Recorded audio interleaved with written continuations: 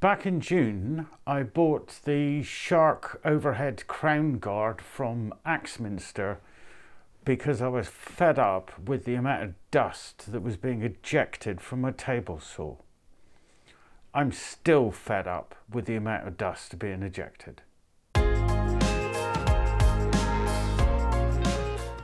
I published an unboxing, installation and review video back in June when I bought the crown guard, and if you haven't seen the video, I'll pop a link up above and down below, but if you have, you'll remember that I was really excited and I was totally blown away by the build quality and, well, the sheer size of the components that they'd spec'd when they built it. Built by Harvey, so not even rebranded, it actually says Harvey on it. Great company by all accounts. The one thing that I was a bit skeptical about and not as pleased as I hoped to be about was the dust collection. Now that I've used it for a number of months, I can confirm that the dust collection is rubbish. It just doesn't work unless you've got the guard completely down, and that's not possible when the fence is up close, and even then it doesn't capture it all. And I want to try and avoid that. Sorry, I want to try and improve that.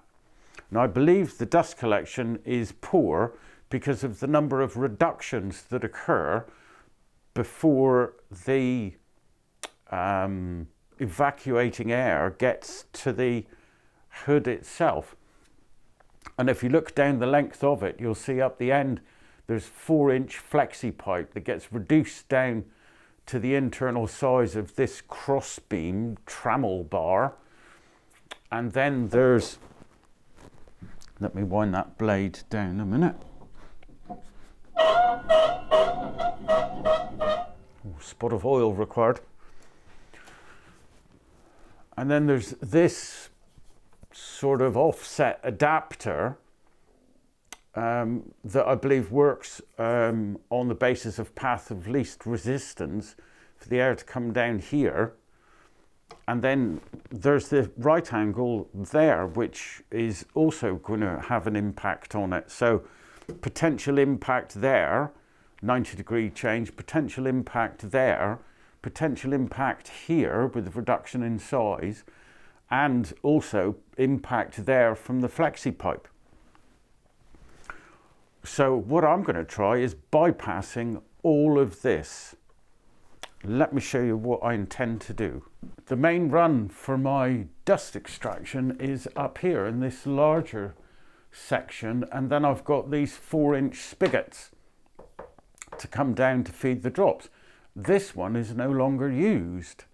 So it's my intention to move this branch from here back over to here, maintaining the 45-degree. Then I'm going to come across the top of the ceiling. Once I get to just above the dust extraction hood, then I'll change from there to some flexi pipe so that I can allow for the hood moving up and down. And I'll fabricate, probably from good old trusty MDF, an adapter to go from the 4-inch directly down onto the top of the hood. Now I need to come up with an idea to allow for a quick release there so that I can move the hood out the way when I need to. So let's get started.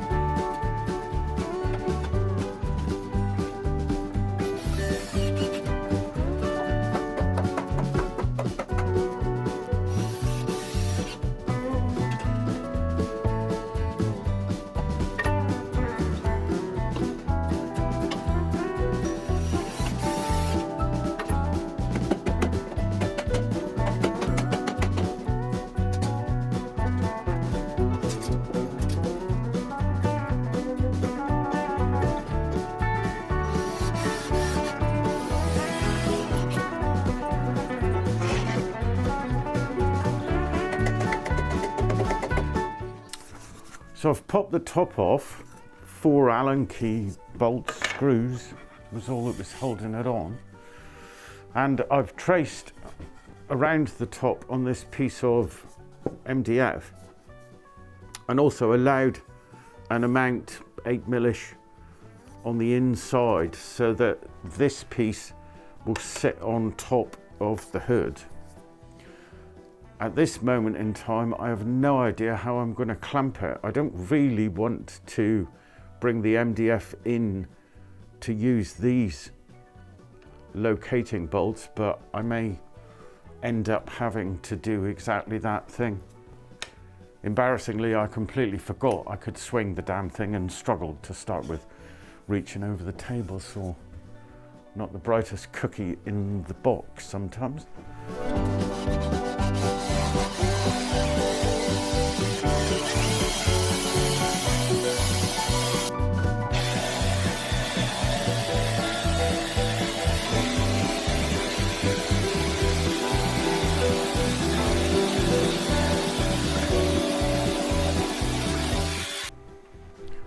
Well, I'm nearly there. So you can see at the top, I've got the pipe into the exact position over the top of the head. I've got my blast gate here in the perfect position, because I usually get to about here when I remember that I should have closed it. So I've got it facing this way. So now I need to make the conversion from the round ducting to the oblong shape of the head. And this needs to be in flexi pipe as well. So what I've decided to do is I'm probably going to go with a little bead of silicone around here to seal that to the top. But I don't want to put screw holes in this and start to damage it in any way. And if I use a little bit of silicone, then I can easily remove it for version 2, 3, 4, 5, 6 at some point later down the road. So that I'll shape it, make it a little more attractive, and then I'm going to mount some magnets in the top.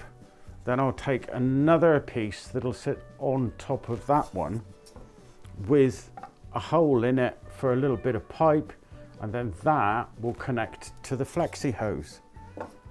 Sounds like a plan. These are the magnets I'm going to use.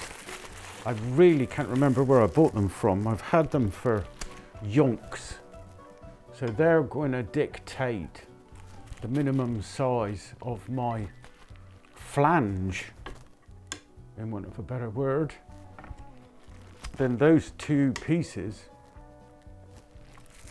give me the ability to detach the little bit of flexi pipe, leave that hanging nicely out the way, and then wind the head off whenever I need to.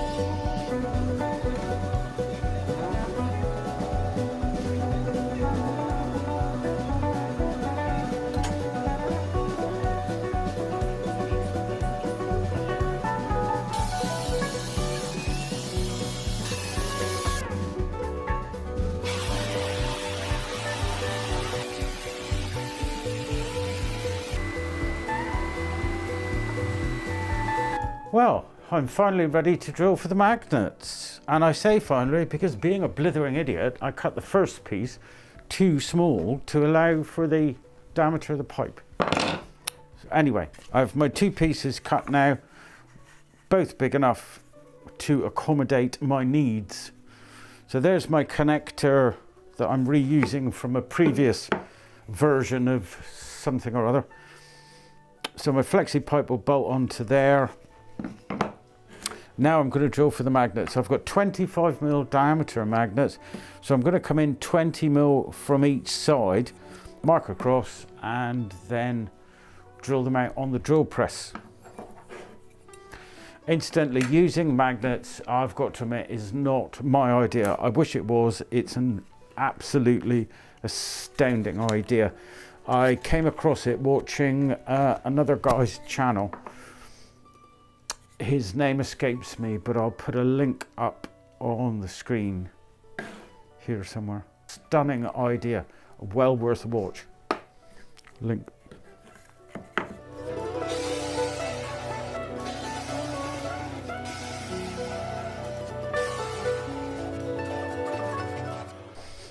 So I've tested to make sure the depth of the holes are all acceptable for the magnet. So the magnet is just below the surface.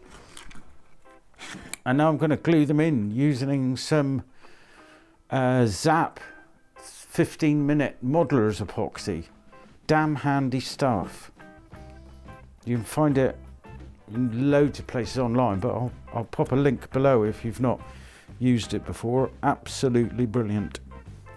You can get 5, 15, 30, I think they might do a 45, approximately a 50-50 mix. I say approximately, so I don't weigh it, but it does need a good mix, especially when it's colder, as it is today, because I've no heating in here. But that's soon to be remedied in the very next video. Make sure you subscribe, hit the bell icon. So these magnets have a dimple on one side to help you not get it wrong. So dimple up, dimple down.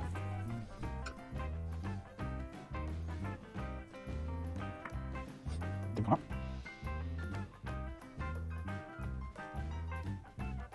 I've sanded off the little nibs that were left on the top, and joy of joys, I also managed to get the magnets the right way round. Relief. So my next job is to round over the corners with my little template guides on the router table, and then I'm going to put a round on the top of the top piece and the bottom of the bottom piece, just to make them a little bit more aesthetically pleasing.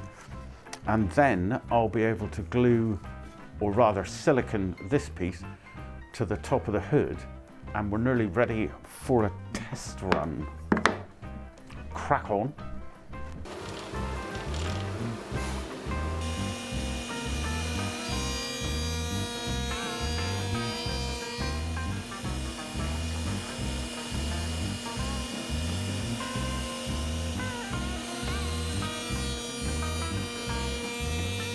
Tucked away in one of my many little drawers was a tube of Wix Instant Grab adhesive, which hopefully will cure a little quicker than silicone would. It'll give me a nice little bed for my piece of MDF to sit on, and also act as a bit of a gasket.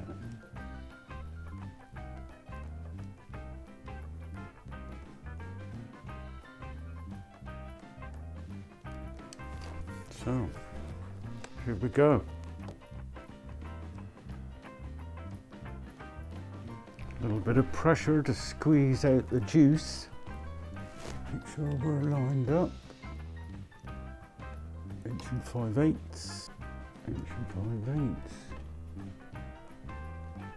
Now this could be tempting fate. Trying to smooth it out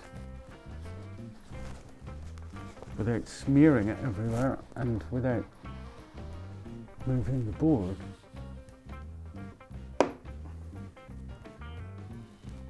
It's a thing of beauty.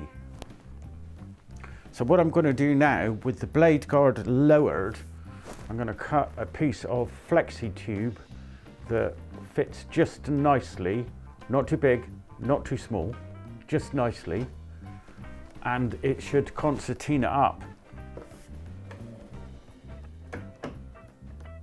just nicely as well.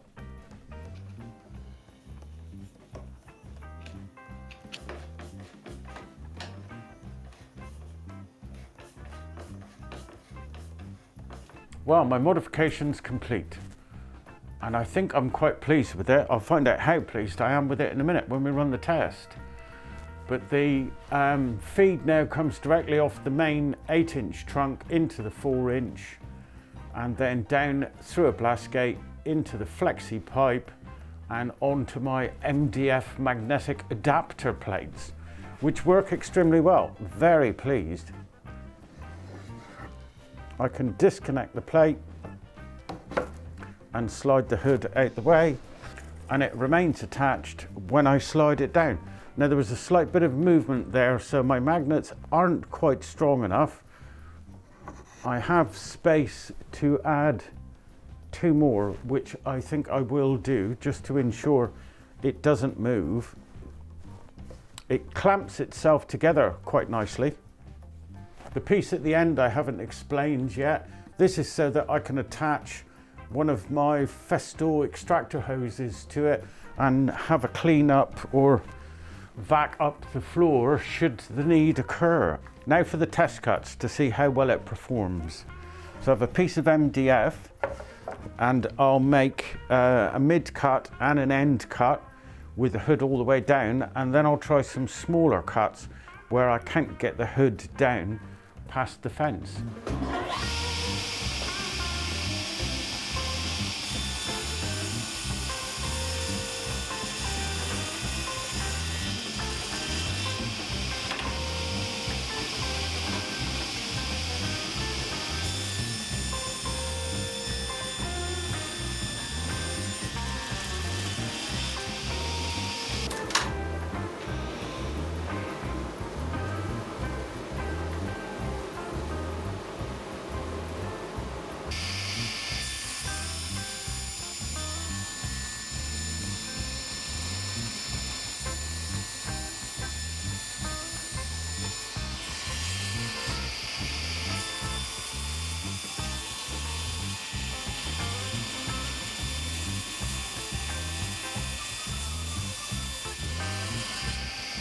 So as you saw then, with the blade guard lowered in place on top of the workpiece, the dust extraction was all but perfect.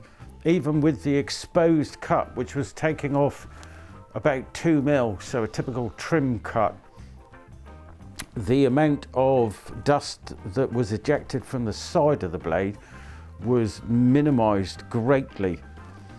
With the blade guard raised to its all but highest position, I've got quite an amount of dust here on the top of the table, and when I was cutting it I saw quite an amount being ejected to the right over my right hand side across the top of the fence. So I'm quite pleased with the improvements so far, but I can still do more. And I think the next step is a zero clearance plate with some dust extraction holes in it so that I get maximum from the vent that's underneath the table as well. So I hope you've enjoyed watching this video, and I hope it will help you in some way with your dust extraction issues, should you have any, on top of your table saw.